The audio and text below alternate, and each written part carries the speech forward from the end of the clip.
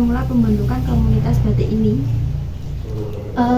Awal mula berdirinya batik ini dimulai tahun 2013, jadi sudah sekitar 10 tahun yang lalu ya.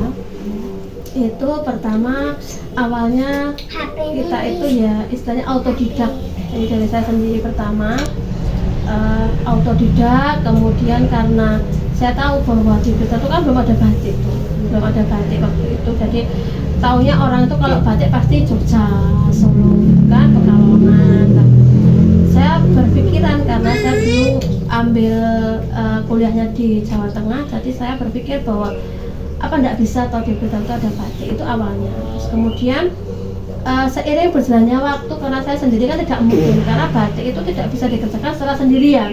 Jadi kalau kita nyeket sendiri, nyanteng sendiri, mewarna sendiri, tidak akan mungkin bisa. Bisa pun kapasitas juga tidak akan bisa maksimal karena dikerjakan sendiri. Dengan itu akhirnya saya istilah gimana ya, enggak promosi enggak ya, getok tular lah istilahnya, ayo ikut gitu kan, ayo ikut apa batik gitu lah. Kemudian pada saat itu kebetulan gitu di apa, ini sebenarnya kan di sini kan workshop.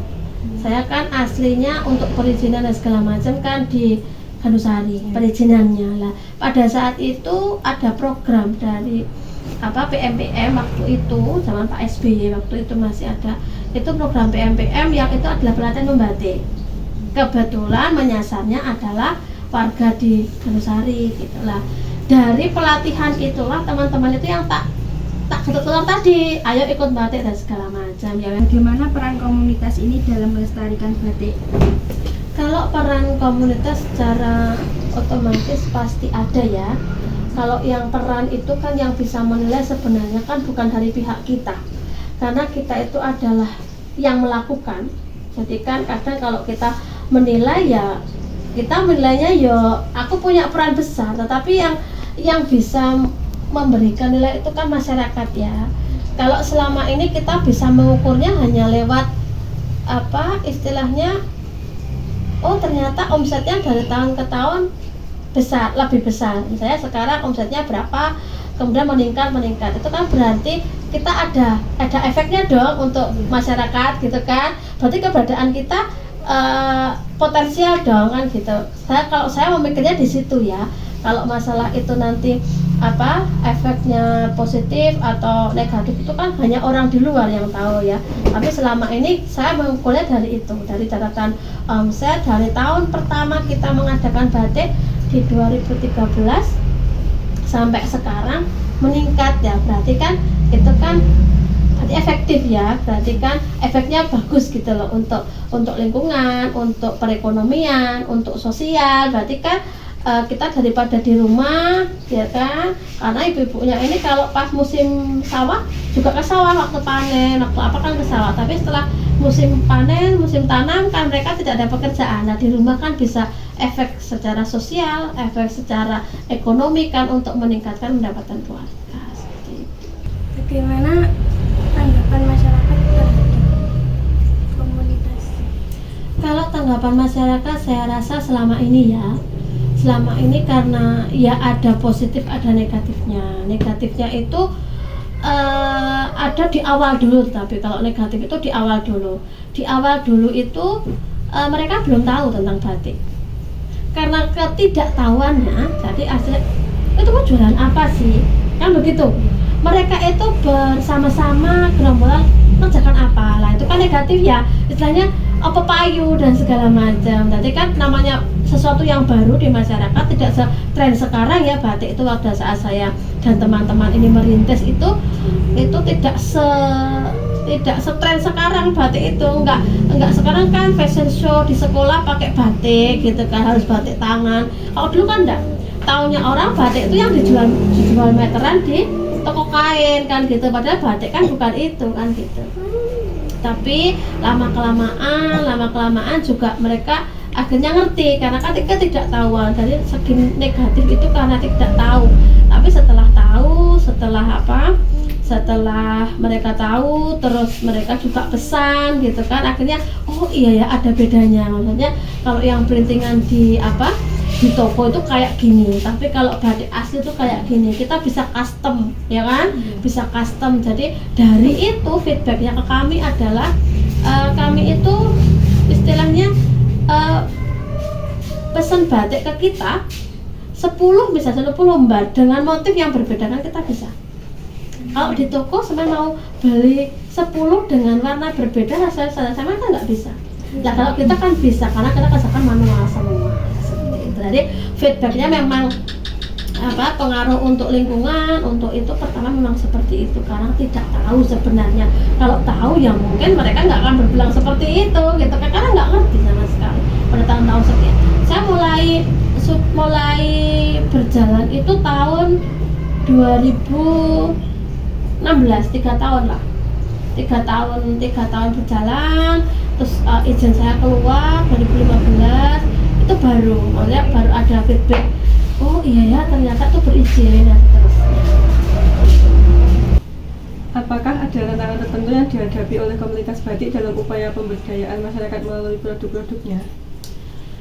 Kalau tantangan hambatan itu pasti ada ya.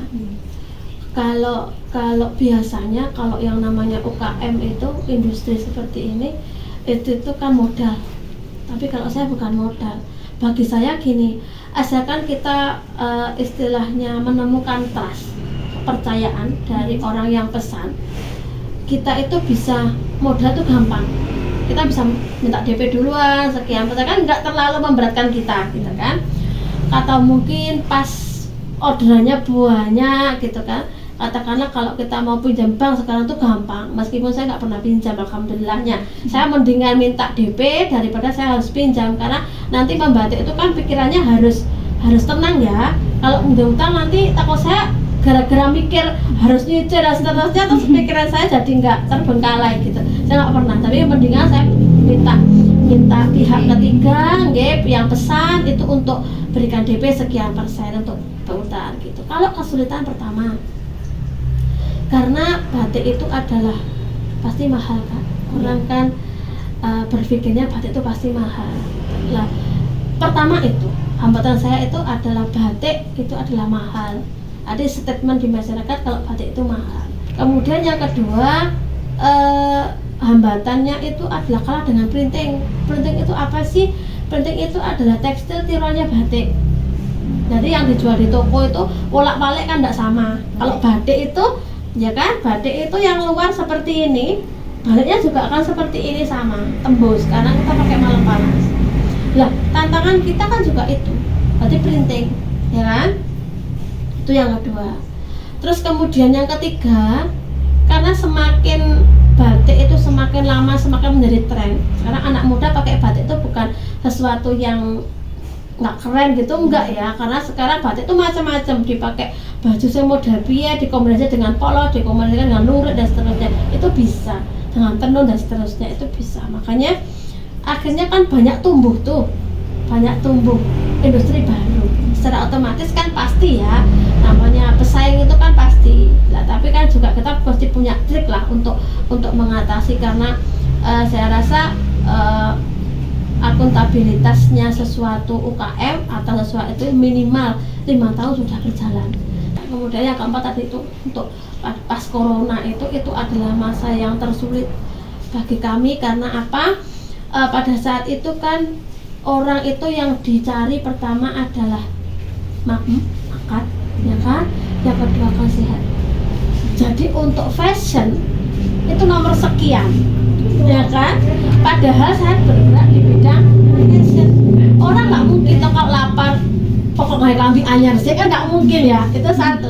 Kedua, orang di beras masa kan beli batik kan nggak mungkin lah. Itu masalah yang keempat itu pada saat corona.